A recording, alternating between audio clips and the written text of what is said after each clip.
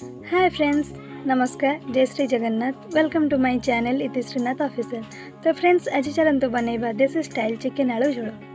तो फ्रेंड्स मुझे half KG chicken नहीं भल भाव धोईकी से लुण तेल हलदी किसी कटा जाइथिबा पियाज पकईकी भल भाव मैरिनेट कर रखी।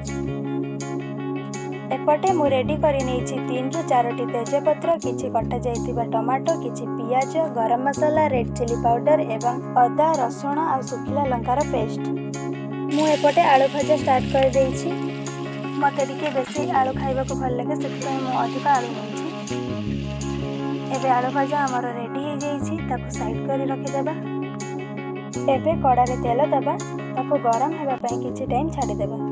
आजिर रेसिपीटी को मुझे चुली तैयारी करुछि। एबे तेल गरम हो जाइछि सेतिरे किछि चीनी ऐड करबा कारण चीनी ऐड करबा द्वारा तरकारी रो कलर बढ़िबो। एबे सेतिरे तेजपत्र ऐड करबा।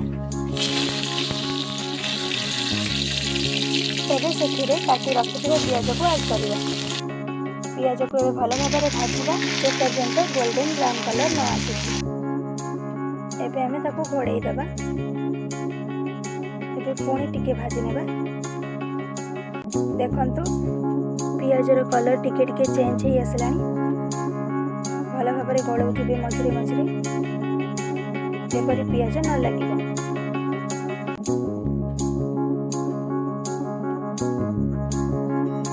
देखि पारुथिबे पियाज रो कलर चेंज हो आसलानी। एबे काटी रखिथिबा टमाटो किछि ऐड करिबा। ताको भल भाव में गोळेई नेबा।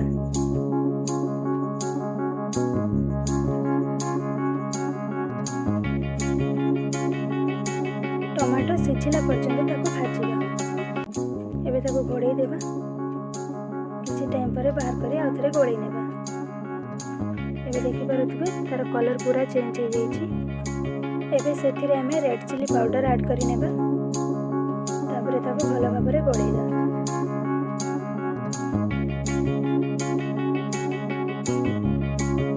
ताको भलो भाबरे घोड़ौथिबे जेपरि मसला लागि न जाय।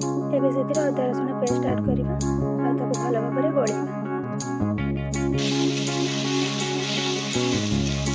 जेपरि मसलाटी भल भाव में कषेइबा।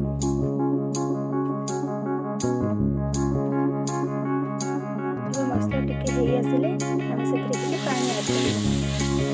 ताको भल भाव में गोळेबा। देखि पारुथिबे मसला टिके हेई आसिलानी। एबे सेथिरे चिकेन मसला ऐड करिबा। ताको भल भाव में गोळेबा। एबे सेथिरे मैरिनेट करि रखिथिबा चिकेन को ऐड करिबा। आ ताको भल भाव में गोळेबा।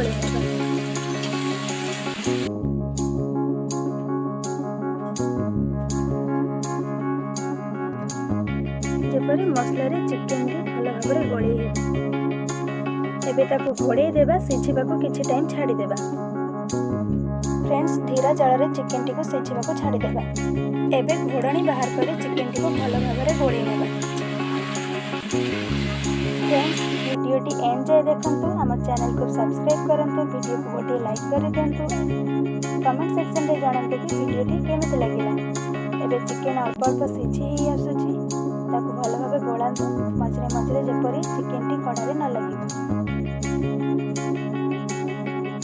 एबे ताको घोड़ेई देबा। किछि टाइम छाडी देबा सिझिबा पई।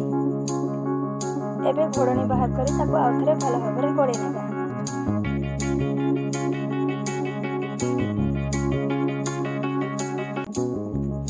तो फ्रेंड्स एटा मोर फर्स्ट कुकिंग वीडियो। ए वीडियो टी को ढेर सारा भल पाइबा दियंतु जेपरि मु आगो को नुवा नुवा रेसिपी रो वीडियो आनि पारिबि।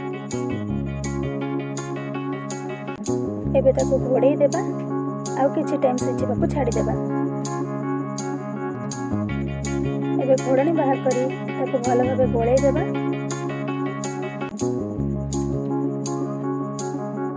एबे भाजी रखिथिबा आलू को सेथिरे ऐड करिबा। एबे ताको भल भाव में गोळेइबा। चिकेन एबे हमर सिझी जाइछि। एबे ताको भल भाव में गोळेइबा। किछि टाइम पई ताको घोड़ेई देबा।